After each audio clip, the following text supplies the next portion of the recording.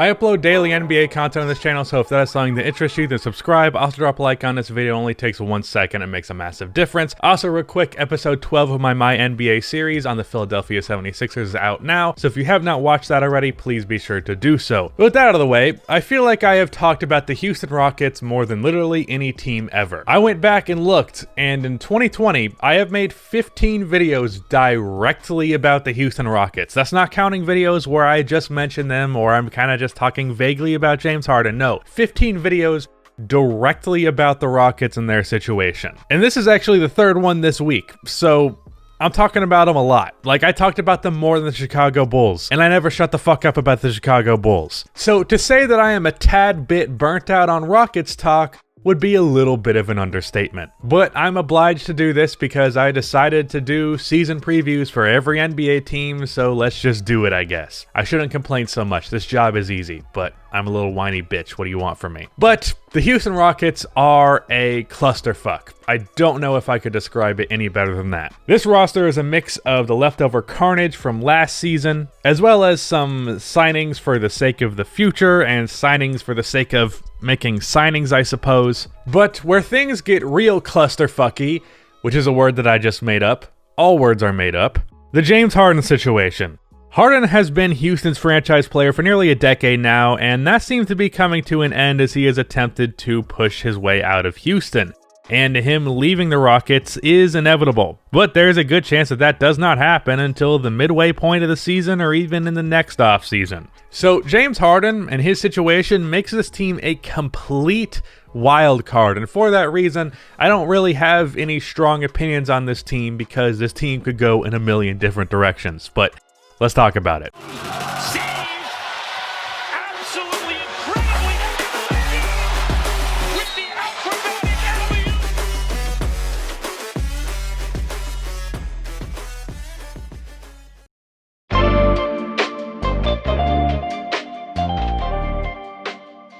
Let's go over the depth chart for this team. The point is John Wall, the 2 is James Harden for now, the 3 is Daniel House, the 4 is PJ Tucker with Christian Wood at center, though it could end up being Wood at the 4 and Boogie at the 5 down the line. But as of right now, it seems like Demarcus Cousins is going to be the 6th man, with their backups other than him being a weird mix. Eric Gordon and Ben Mclemore are really good backup guards, and then after that, the backups on this team are kind of bad. Now, I need to make something clear right out of the gate. This depth chart is very much subject to change. So what I'm going to do, which is different from the structure of the past team preview videos I've done, is I'm going to cover all of my bases here. I'm going to talk about every rotation player that I've mentioned, but I'm also going to be talking about the hypotheticals for this team next year and the hypotheticals within those hypotheticals, which doesn't make sense now, but it will when I get to it. So let's just do that. John Wall looked really damn good in the preseason. If this guy gets back to his 2017 self, he could be a very good player to hold on to, because if you're the Rockets, you don't have your first rounders for a while, so there's no real incentive to be bad for quite a while. So even though Wall is essentially a nothing asset in terms of trades,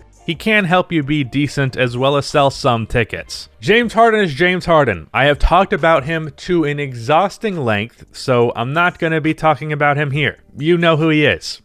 Next, Daniel House is a solid role player who sometimes seems to think that he is more than that. He is prone to take a bad shot here and there, and he apparently had an issue with his role in the offense, but like, dude, no, you're just a spot-up shooter. Live with that. Also, his name is Daniel, but it's spelled with a U, and that weirds me out. Don't know what that means, just felt like sharing. PJ Tucker is still a very good role player, and though he is getting up there in age and he's on a 1-year contract, I could very easily see the Rockets flipping him for maybe a early second rounder to late first round pick to a contender that would be wanting to take him on to fill out their rotation. Christian Wood is a player that I have talked about a lot on this channel, and before we get into anything, I just want to make it clear that I have bought all the stock for Christian Wood about 2 years ago. So when I cash out on that, I just want it to be known that I was on this train early. Christian Wood is the whole offensive package as a big man. Great post game, great athleticism, really good handle, really good jumper, has a face-up mid-range shot, runs the break well because of his athleticism, faster than most big, stronger than smaller players in a mismatch. Offensively, he's basically a skinnier and less athletic Anthony Davis that isn't as good in the post or the mid-range or as a pick-and-roll guy, but he's also a very good three-point shooter, and I would argue at times seems like a better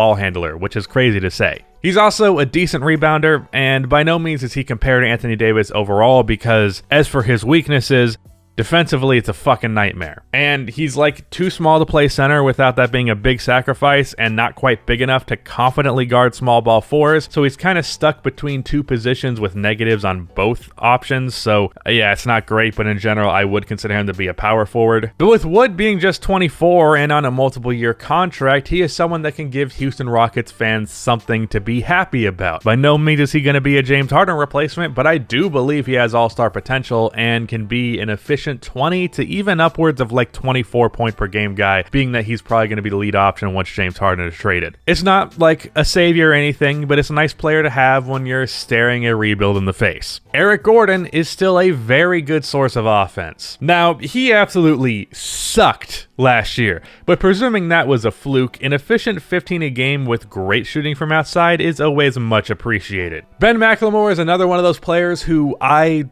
like way more than I probably should for the level of player that he is. He's not quite in the Jeremy Grant, Christian Wood category for me, but he's like in the Mason Plumlee, Ish Smith, Chandler Hutchinson category. Ben is just a knockdown shooter, like elite. He shot 40% from 3 on 6 attempts per game last year in just over 22 minutes per game. Just to put that amount of attempts into perspective with those minutes, that's 10 per game per 36. Mclemore is one of the best shooters in the NBA. And I think there's a good chance that the Rockets end up trading him to get some assets out of him as well. And after that trade, Ben is going to get a pretty decently sized contract going into next season. Also, finally, Demarcus Cousins also looked really good in the preseason, and there's a good chance that he's actually kind of back. He seems like he can be an all-star caliber guy. He has seemed like that when he's been healthy in the past, but he just has to stay healthy. That's really the biggest issue. And he also needs the opportunity. I have felt for a while that Boogie would be better off on a bad team with more opportunity rather than on the Warriors and the Lakers, and he'll have a chance on the Rockets, and I believe he will capitalize on it. And there's a good chance that he's another guy that the Rockets end up trading to get some assets out of him. As soon as I saw this signing, I was like, there's a decent chance they're trying to hope for a recovery for DeMarcus and then ship him off for assets. And actually, Boogie, Mclemore, and Daniel House all make like around $2 million a season, which means they are some incredibly tradable contracts for the level of player that they are. So Houston actually has a good amount of assets on this team that they can cash out for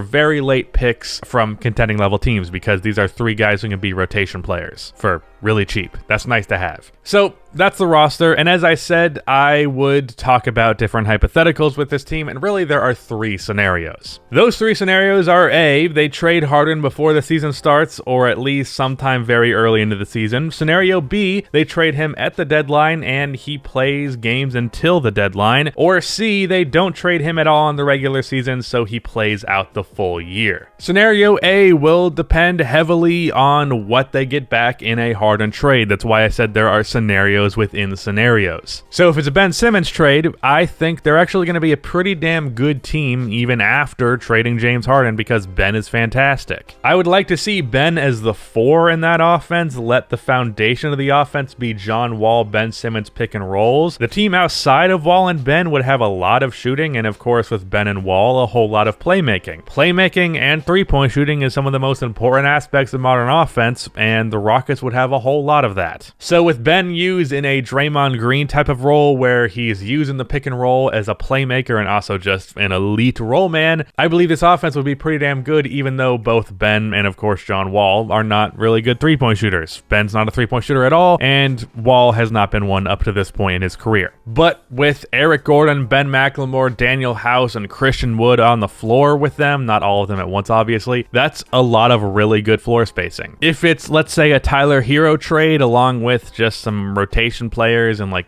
Kendrick Nunn or Duncan Robinson, they're not going to be very good. Not because that's necessarily a bad trade, but because Hero is going to take a while to reach the level of impact that Ben Simmons would have immediately. If Harden was traded mid-season, I feel like that'd kind of be a waste of time for both parties involved, at least in terms of the on-the-court product. Like, what happened at the start of the season would not have mattered, and then whoever they traded for would be coming there mid-season, and all of the players that were still there from the beginning of the season would have to adjust to a completely new system with new players. It would be kind of a mess. Because what a team around James Harden looks like and what a team around Ben Simmons looks like are just two completely different things. The reason to do this would be making sure you get the best deal possible out of Harden while not keeping him around the whole time, but in terms of the on-the-court stuff, this would be the worst option for the Rockets in that regard. Albeit, that's not exactly the top priority. And then for scenario 3, where the Rockets actually keep Harden for the full season, there is the optimistic point of view and the pessimistic one. The pessimistic one is this roster isn't better than last year's roster, and last year's roster lost in the second round in 5 games. A lot of this team's issues would still be there, so it's not like they're going to do much. Also, with the Harden trade stuff circling this team the whole year, it's nearly impossible for that not to bleed into the locker room and eventually onto the court. The optimistic one is that both John Wall and Demarcus Cousins are back to their absolute peaks. Harden fully buys in and worries about being moved in the offseason. Christian Wood just completely breaks out, and the role players on this team all play well, while Steven Silas implements an offensive system that allows the offensive talent on this team to not only coexist, but thrive together. Offensively, presuming that everything works out, that is 4 players who can average 20 points per game and 5 players who can get 20 points on any given night because Eric Gordon gets thrown in there for that category. And there is plenty of 3-point shooting. But unfortunately, even with the optimistic point of view, I don't want to go to the point of delusion. And what would be delusional to me would be writing this team as the best team in the NBA and of course better than the Lakers. I don't think even if all of the things I mentioned ended up being true, that this team would be better than the Lakers, though I do think they could give them a hell of a fight. So just don't get too excited, Rockets fans. All you're allowed to know is pain.